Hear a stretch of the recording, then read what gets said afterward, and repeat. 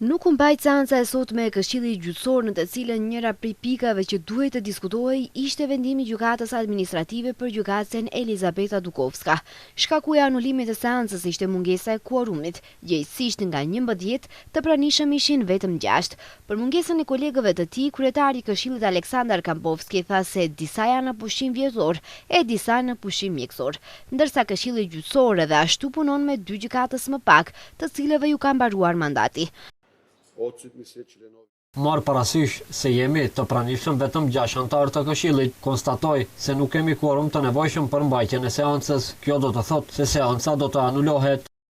Data se kur do të mbahet seanca, kryetari tha se do të vendoset në mënyrë shtesë. Në këtë drejtim, Kampovski u shpreh se anëtarët do të koordinohen mes vete për të qenë të pranishëm të gjithë dhe të krijojnë kvorum. Në këtë seancë duhej të diskutohej vendimi i gjykatës administrative miratuar më 15 maj të këtij viti, i cili anuloi vendimin e kuvendit të 10 prillit 2023 për zgjedhjen e Elizabeta Dukovskës si gjyqtare në gjykatën kushtetuese.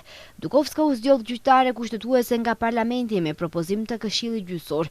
6 muaj më vonë, gjyqtarja Antoaneta Dimovska ngriti padi në gjykatën administrative. Ajo u ankua se kur Këshilli Gjyqësor e përcaktoi Dukovskën si propozim për gjyqtare kushtetuese, me 11 vota pro nga 13 të mundshme, nuk u deklarua për 2 kandidatët e tjerë, përfshirë Dimovskën.